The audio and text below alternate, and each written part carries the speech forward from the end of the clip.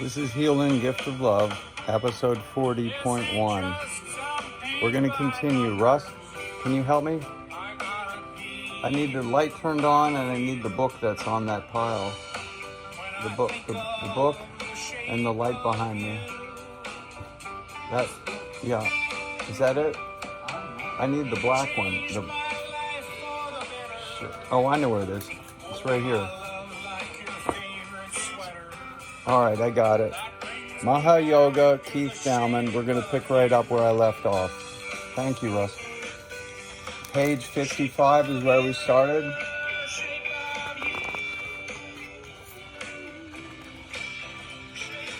The dream, the first analogy.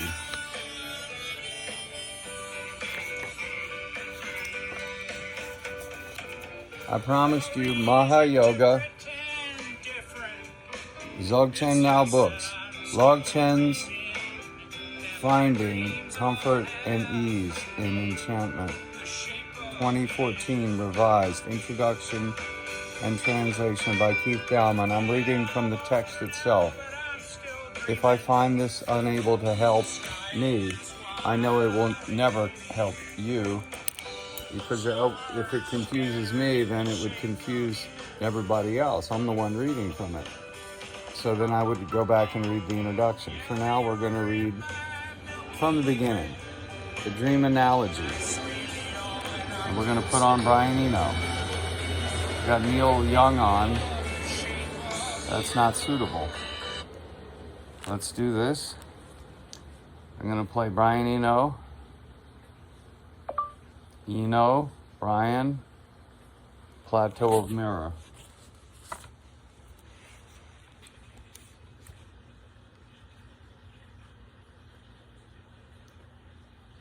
This thing doesn't seem to want to work.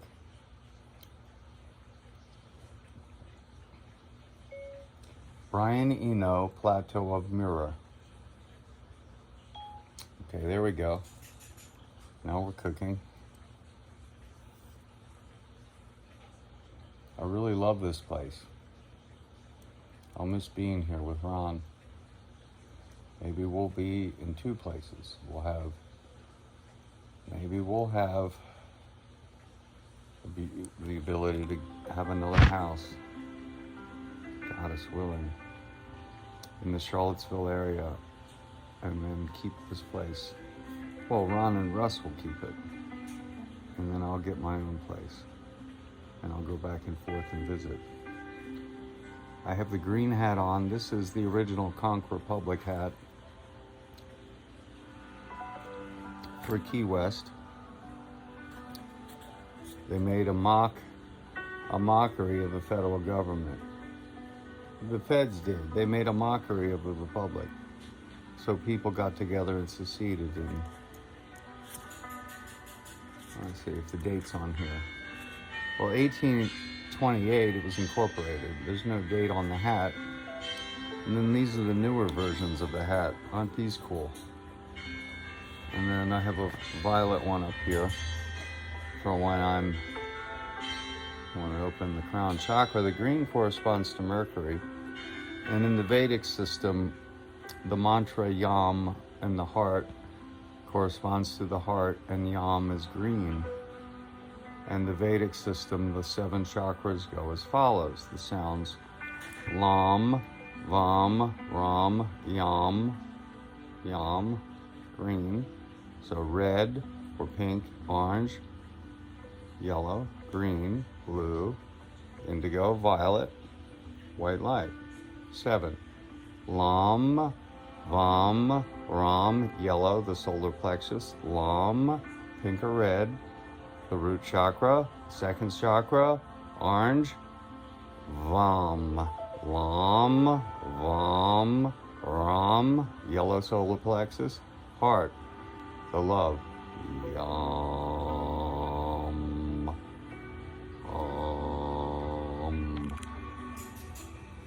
And if you had a lapis lazuli egg that's blue, you could put it at your throat and ask that you only speak the truth. And you ask God in the mind of clear light. You make yourself You direct yourself. You demand of yourself. You make a prayer, an intention, an affirmation, a visualization, an actualization. That you speak the truth. That you stop lying to yourself. Because you lie to yourself first and then you lie to others. I want to speak the truth. That's my intention. And if you think it's a joke, guess again. Gemstones work. Rocks and crystals work. Prayer, intention, affirmation, visualization, and actualization works. You change your thoughts. You change your life. Sow a thought, reap an act. As my teacher used to say. Sow an act, reap a habit. Sow a habit, reap a character. Sow a character, you reap a destiny. Change your thoughts, you change your life.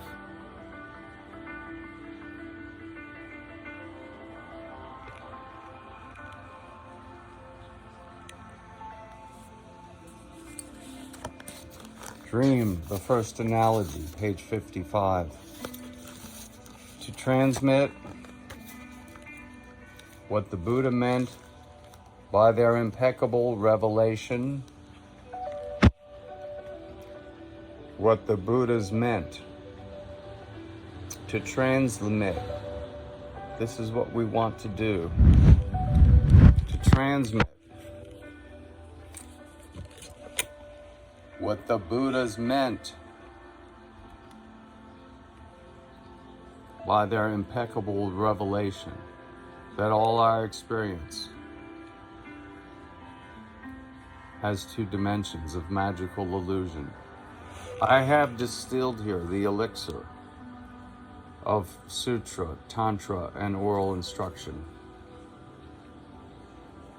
Listen while I impart it in the light of my personal experience. Now, do you know who's speaking here? This is Longchenpa. Keith Dowman'S translated it. Just remember that name, Lonchenpa. You can read about him all you want on the internet yourself. Don't be lazy, do your homework. The last thing I would want was be to you to email me and say you didn't read the introduction to Longchenpa. For God's sakes. In unchanging, basic spaciousness. This is the translation of Keith Dowman. He chose these words. This is a genius, Mr. Dowman, and this is a stellar Lama, Longchenpa, a outstanding yogi in unchanging basic spaciousness, the vast sky of mind's nature. A space of unstructured brilliance and emptiness, flawless Buddha-like reality shines like the stars, as spontaneity of inseparable being and awareness. This intrinsic clear light with its perfect responsive spontaneity, this is our original, natural dispensation, known as basic, immaculate, magical illusion.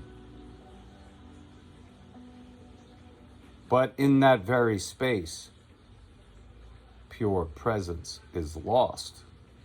Clouds of delusion arising adventitiously for ignorance, like sleep, is a dream maker.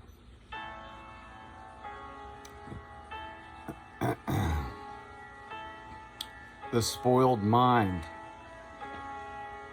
mistaking unity for duality, in its loss of pure presence, spawns the universal delusion.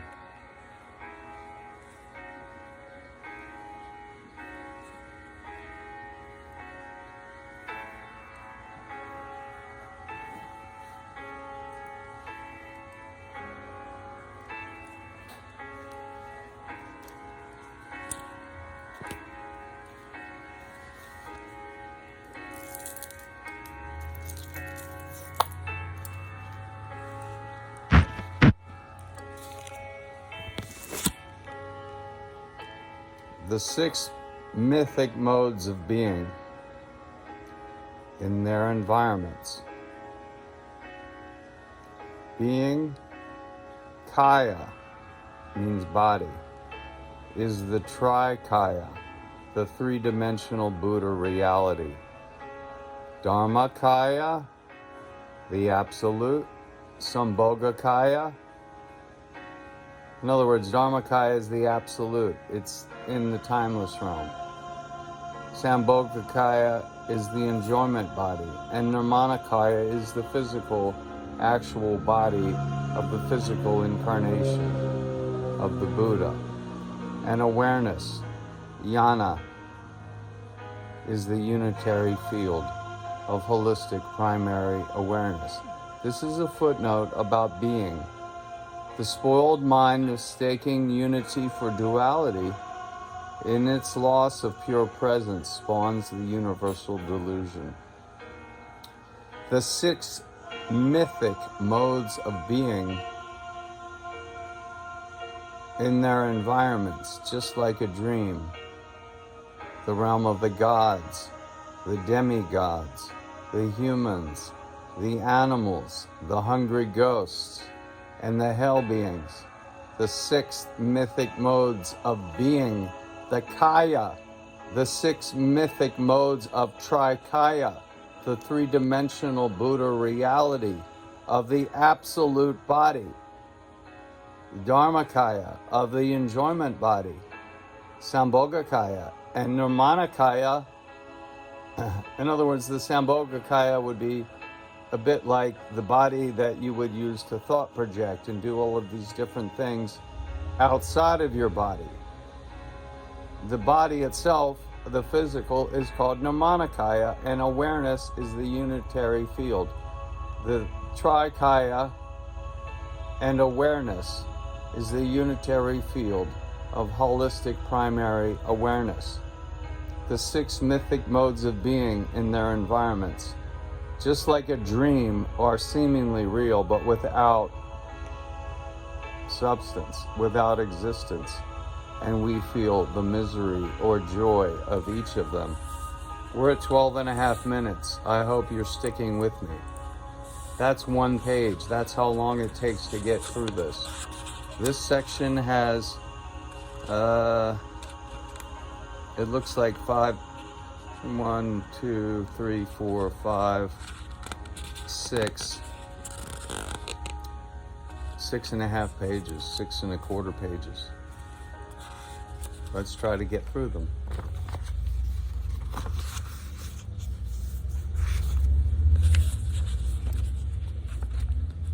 From time immemorial, conditioned to such relativity, our environment, corporeality,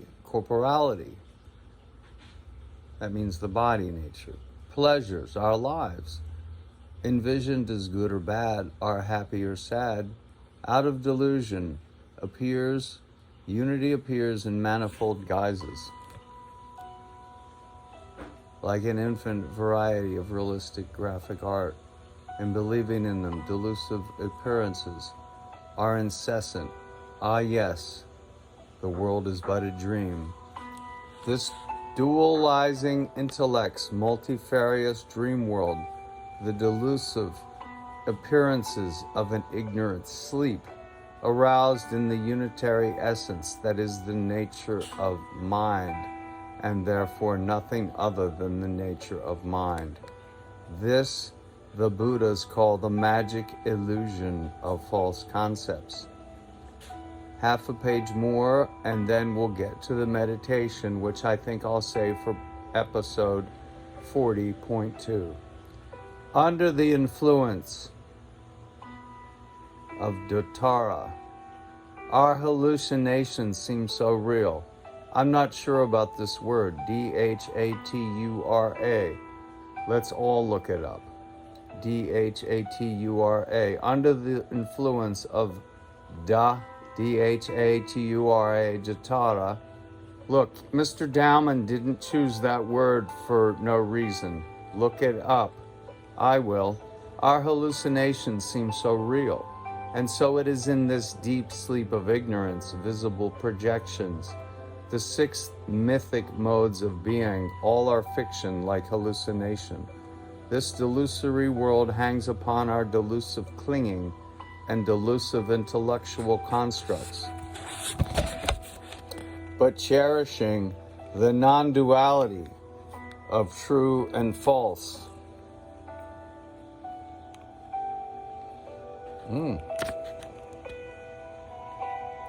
beyond its intellect, but cherishing the non-duality of true and false together, beyond the intellect, transcending, we recognize the spontaneity of self-sprung, intrinsic presence, and in that vast matrix where is and is not implode, we recognize, voila, the sky-like Buddha nature. The sky-like Buddha dynamic, I want to stick to his words, not my words. He spent the time to translate this. I suggest we stick to that.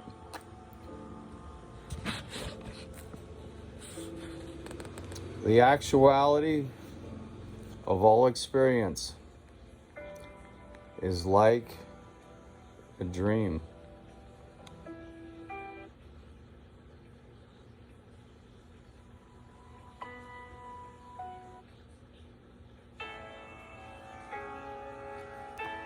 The actuality of all experience is like a dream.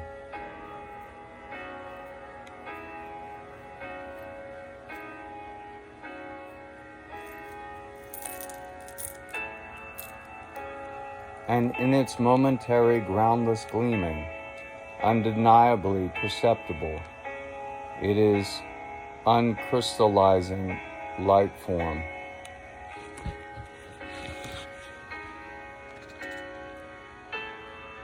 A deceitful flash, a diaphanous form of emptiness, yet delving deeply, we find neither truth nor falsehood. We find neither truth nor falsehood. This is related to deconstruction and the mess the English department's made of English literature. For neither present nor absent, it is beyond all conception.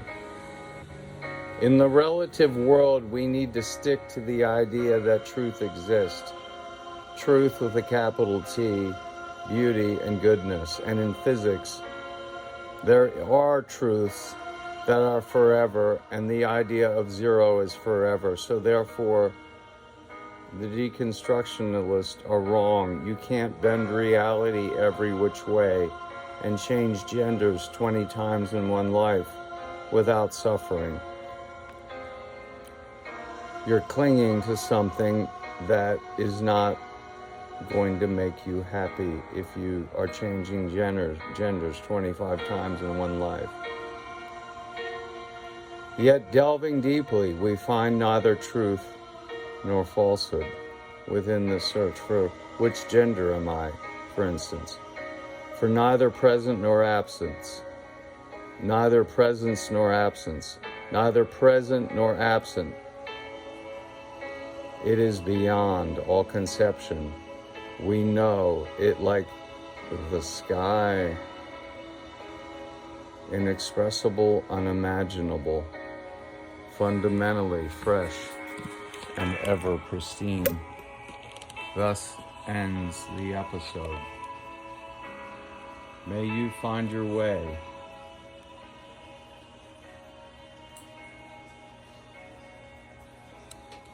to the Vajra sound of peace, the indestructible adamantine truth underlying all things. May the mind of clear light be yours, and for those Christians, Jews, and Muslims, may God bless you and all those you hold dear all the more over the coming days of tribulation.